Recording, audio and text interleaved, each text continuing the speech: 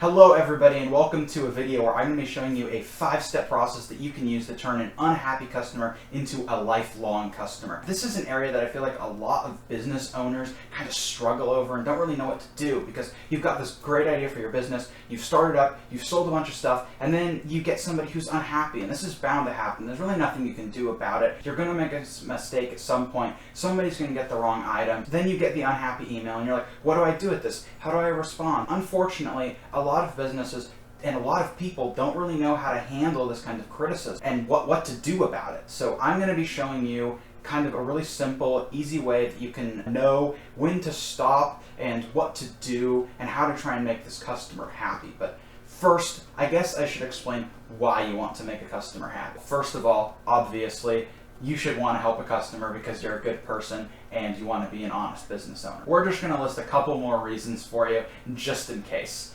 A lot of online businesses spend a lot of money on marketing or startup or all these sorts of costs that get somebody into your store. Oftentimes it's so much money that you're spending on this marketing that once they arrive at your store and they make their first purchase, it usually does not pay for the costs that it took to get them there, right? The conversion costs and the marketing costs. So sometimes they need to make multiple purchases in order to generate a profit for you. Not a revenue, but a profit. You need to keep that customer there, and if their first purchase is an unhappy customer, then you need to try doubly hard to keep them there, because you spent that money to get them into your store. You spent it successfully, and they arrived in that store, and now they're thinking about leaving. You really need to get them to stay there and continue making purchases. Another important reason is that a study by Bain and Company suggests that repeat customers actually spend way more money than first-time customers do,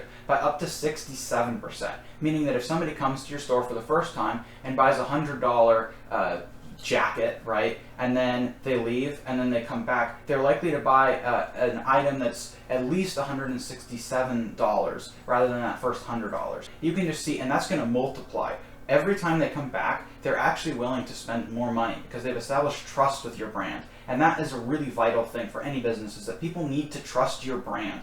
If there's one thing that you take away from this video, it is that you need to cultivate a sense of trust and family with your customers, because that is what's going to bring them back to your store. And lastly, having a repeat customer is saving you money, because you don't have to spend more money to try and convert more people. You've got one. And secondly, they are converting more people. If you make a lasting impression on a customer, they're going to go and tell their friends about you and about your products, and then you are essentially saving money on marketing because they're doing the marketing for you. They're going out there and converting people and getting people to spend more money at your store. For every customer that you can get a satisfied experience, that you can make them love your store, they are going to bring more customers that you can satisfy, and they're going to bring more customers and more customers. It is vitally important that you ensure that you get repeat customers. Let's assume that you managed to get a customer and they purchased something and they're not happy. You just walked into the store, opened up your email, and you see they have sent you a complaint. So what's the very first thing you should do?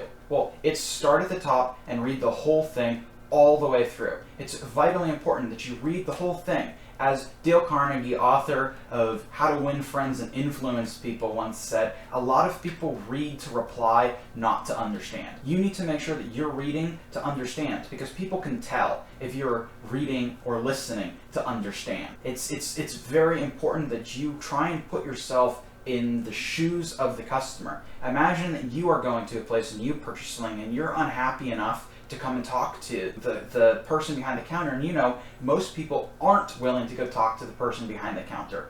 91% of customers that are unhappy just leave. So you need to appreciate the fact that this customer is coming to you and informing you about a problem with your product, because in most cases, for most businesses, this is the only way that you will ever find out that you have a problem, is when a customer comes and talks to you. One customer out of 100% of customers is experiencing this, right? Just one customer. Then what about the other rest of those customers, right? 91% of people aren't going to speak up and tell you that there's something wrong. You need to read it, understand, put yourself in your shoes, maybe take some notes, really just understand what it is that they're trying to communicate to you.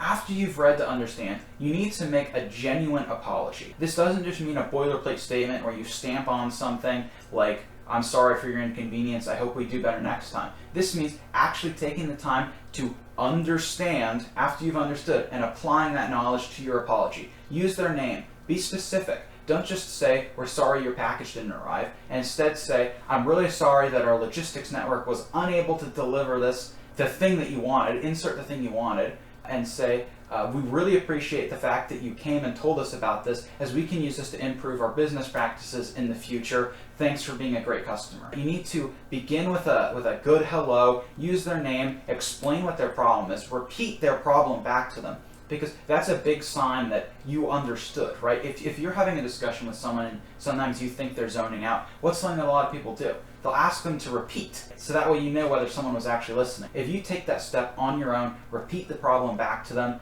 then they're going to understand that you did listen. And if you add in something about how you're using their information to make the experience better in the future, they're going to feel like they were able to be a part, that they did something good, and they did. Remember, a customer complaining is not a bad thing, because 91% of mistakes don't get reported. You are learning about that other 91%. Just do keep that in mind and make this apology genuine. Try and write something unique for every customer. After you've made your apology, the next most important step is to go ahead and issue the refund or credit. If you can manage to get credit, that's even better, because after all, a big problem with refunds is that the money leaves your account. That's just loss. It's just gone, and you might have to pay transaction fees, and so the loss just increases. But if the customer is willing to accept a credit, always have that option, because with a credit, the money stays in your account, and more importantly, the customer is going to come back. The only place that they can spend that credit is at your store, and most of the time, they will spend more than that credit. If you issue them a $20 credit, and they come and spend $30 in your store, then sure, you didn't make as much as if you hadn't messed up in the first place and hadn't issued a credit, but you still are making $10 off of that. Every interaction you have with a customer, and I feel like this is something that's vital to understand, every interaction is an opportunity to sell. That doesn't mean that in your apology you should be plastering them with new products. They don't want that. But it is an opportunity to try and get them to come into your store and purchase something. And credits and coupons are a great way to do that. You don't want to lose out on their business. The whole goal of this is turning a customer into a lifelong customer. And the hardest step is getting them to come back for the second time. So by issuing a credit or refund, you can really just force them, well, force is kind of an aggressive word, but that's really what it is. You can force them to come back to your store to spend that money. Now that said, if they do want a refund, don't fight with them over it. I've had experiences in the past with companies who want to fight over issuing a refund. Instead, they want to do a credit. If they ask for a refund, ask once if they want a credit. If they say no, issue them a refund. It's not worth having your name plastered all over social media as somebody who's unwilling to work with a customer. The third step is something that's a little bit more abstract, and it's sending them something special. This can be anything from another product. If you have to ship them something, maybe include something a little extra in that. And it doesn't need to be something expensive. It doesn't even need to be a product. It can be a little note saying, thank you for alerting us to a problem, right? That makes it feel like you are communicating. It makes it feel like multiple people remember. If you're packing an order and you add that, then you are taking extra time to think of that customer. And the customer knows your time is valuable. They know that you're a company that's trying to make profit. So by taking that little bit of time, you're trying to make them feel like family. You're apologizing to a family member. They feel like they're joining your clan. And that's going to make them way more likely to purchase from you in the future, is that little note with a smiley face, or thank you, handwritten on it, or handwriting these things is such a good tactic.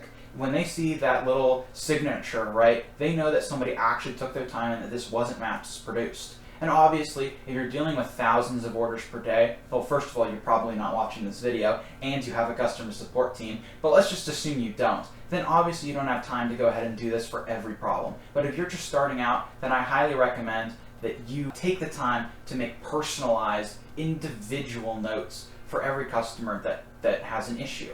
And of course, if you have the ability to throw something in, then do so. But do keep in mind that if you throw in a physical good, then you are spending more money on this customer. And you need to know the customer's worth. Do enough to make them happy, but not too much so that you're losing even more money.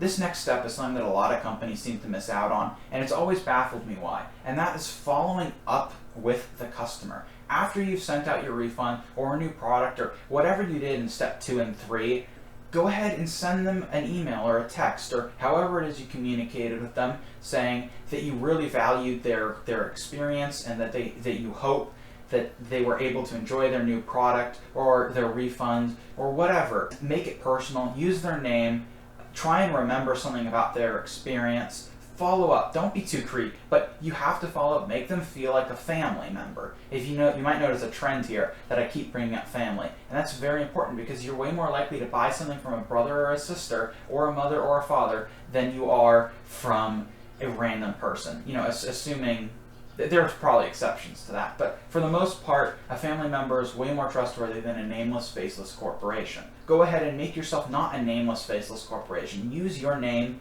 Talk to them, follow up, ask them how they're doing, and this is a great time to do what I had said in Rule 2, which is remember, every interaction with a customer is an opportunity to sell. Maybe mention that you just released something new that you think they would be interested in, or attach a coupon, or remind them somehow to come to your store. Don't be too pushy. When you're selling, you can't be pushy. Mention it a little bit and see the magic happen. So now, the last step. This one I was kind of debating whether to put in, but I do think that it's really important, and that is knowing when enough is enough. The customer is always right, except when they're wrong, and sometimes they are. And knowing when that line is very important. You have to separate yourself from your emotions and not decide to end it because you're getting treated poorly or because you don't want to admit that you failed. That's a very common thing in a lot of businesses, is people don't want to admit that they failed. Own that you failed. But sometimes a customer is lying or they're trying to get you to give them lots and lots of free stuff. They're not interested in being a return customer. They're just trying to get as much out of this exchange as possible. You don't want to get roped into that. If you followed all of the steps previously and the customer still is demanding free stuff, if you've spent money on this customer more than they had originally purchased the item for, if you keep talking to them and you're spending hours of labor time interacting with this person, then chances are they're just messing with you. You need to respectfully and politely tell them that you appreciate that they were willing to reach out to you. Never get mad at them. Never tell them they were a failure. Never do anything like that. Just be polite and tell them that you appreciate their business and then leave it at that. Ignore any further emails. Ignore any further calls. Just don't respond to them. They're trying to bait you. You don't want to end up on social media with a screenshot of a chat where you cussed them out. That's not good for your business and it's not good for them. Know when to stop. Know that every customer, as poor as it sounds, has a price tag. At a certain point, they're not worth engaging with. If you're spending thousands of dollars to try and get $200 of purchases, then that's a loss. You need to look at these things as marketing expenses. And every hour that you're spending talking to this customer is an hour you could be spending talking to a really interested customer that loves your stuff. Just do keep that in mind, and don't let yourself get bullied by someone who's trying to extort you for free stuff. Alright, I hope this video has been informative. I know it's a little bit different than the stuff we normally do, so if you enjoyed it or found it useful, I'd really like to see down in the comments your thoughts. If you thought that I said anything incorrect, or if you have other things to add or suggestions. I know lots of people that follow us have a lot of years in experience in customer service and stuff like that. So if anyone has any suggestions, go ahead and check the comment section down below. If you are watching this video for the first time and you haven't heard of us before, please go ahead and hit that subscribe button. That subscribe button, it's on one of these sides, the like button, and if you really want to support us, you can check us out on Patreon, where you can get exclusive content, weekly content talking about our daily lives and the stuff we do, as well as little pieces of advice and stuff like that. So if you're really interested in seeing that, go ahead and check out our Patreon. We also have an amazing Discord community that is super interested in helping everybody out. There's lots of people there that do awesome questions and give awesome answers to those questions. So go ahead and check us out there. It's been great talking to you, and I hope you found this video useful.